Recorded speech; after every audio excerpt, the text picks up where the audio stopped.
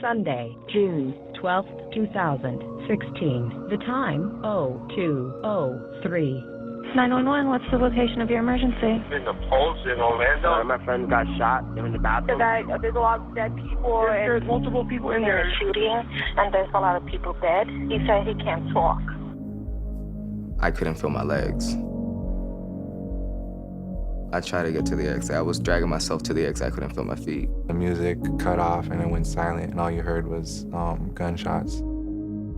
Instantly, I knew right there that this was bad. We're trapped in here. Just as I thought, he came and he started laughing, and then he just started shooting through the door, and everybody fell to the ground like all at once. Felt heat all over my body, just heat. But I didn't know exactly where I got shot, but I was holding my stomach most of the time. The last thing I remember, they were carrying me by all the limbs, and they took me into the back of the truck. 3 hours of terror overnight, multiple shootouts, hostages. Just really can't describe the feeling right now. It's, being back out here, I mean, I haven't stepped on this property since that night. Ones that were showing signs that they were responsive, I would talk to them. I said, hey, I'm here to help you out. Just hang in there, hang in there. All I remember was waking up in the middle of the surgery room. And I just remember looking back and forth and just seeing blood and bodies next to me, basically. I was trying to take in any drop of air I could get. I remember I was just vomiting blood like crazy. My whole body was just covered in blood. It was so loud, and I just remember definitely hearing all the doctors. You could hear them, you could hear that they were frantic, you could hear all the patients screaming. The magnitude of what came in, I don't think that any of us were prepared for. We see a lot of gunshots and stabbings. This was different in that he had both high velocity and low velocity firearms. And the high velocity carry a lot more destruction of the tissue with them. You have to not be distracted by the size of the wound and look at how the patient is doing. This was on a scale far beyond what we ever expected to have to deal with. I went into the family room and I said, can I have your attention? I said, I'm gonna put my email address up and I want you to send me a photograph of who you're looking for. To constantly see pictures of people, but please help me find my mother. She's the mother of 11. And she's out with my brother. She was out with my brother who's gay. Can you help me find my father, my uncle?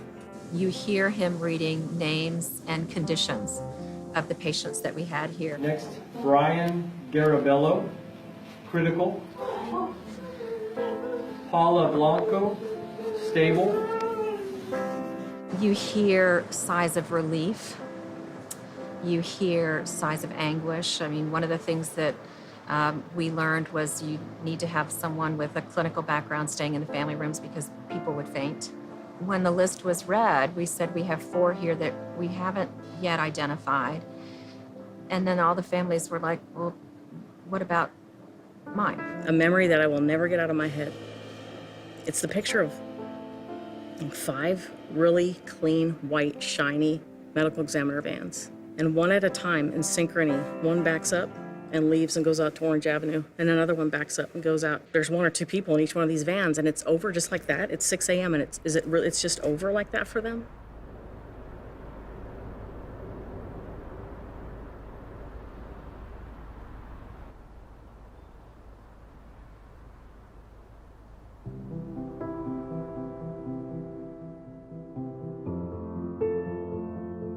Every patient that made it into the OR to have surgery survived.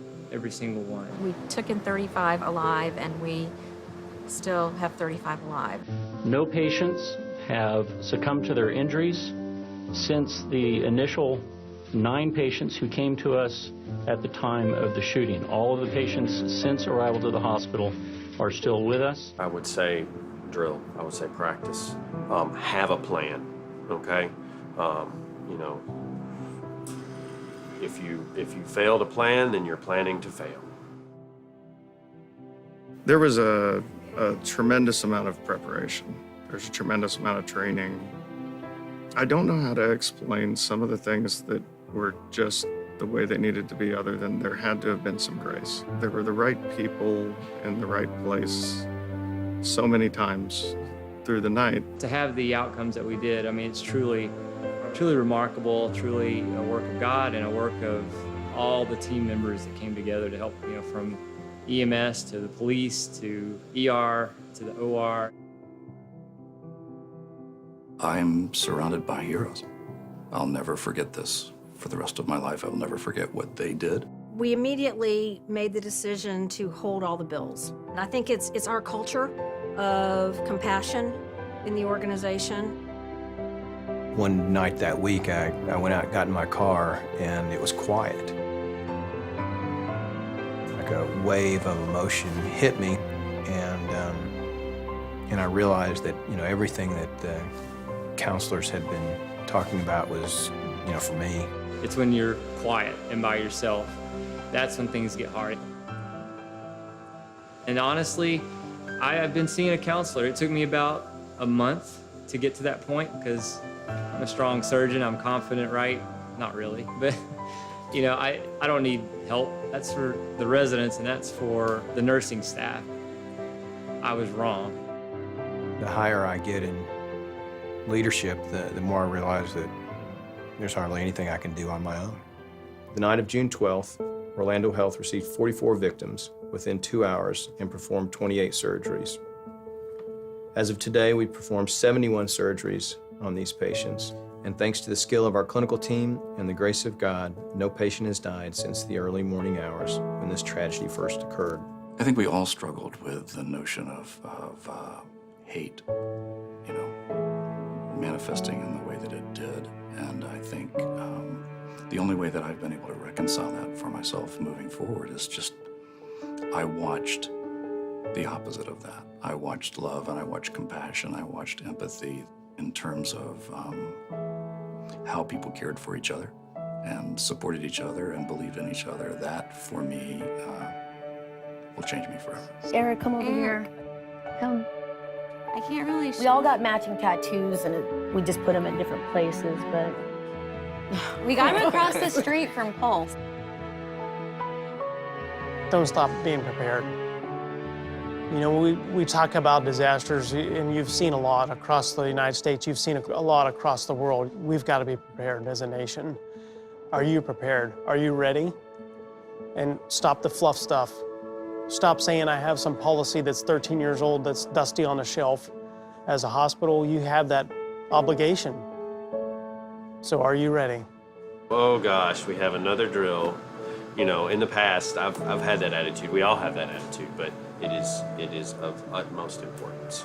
Without that planning, we wouldn't have had the chest tube to save patient X that had her chest tube here that now I saw in my office 2 weeks ago that's doing fine. Everything is considered a blessing now to me. I got a second chance and I don't want to waste it.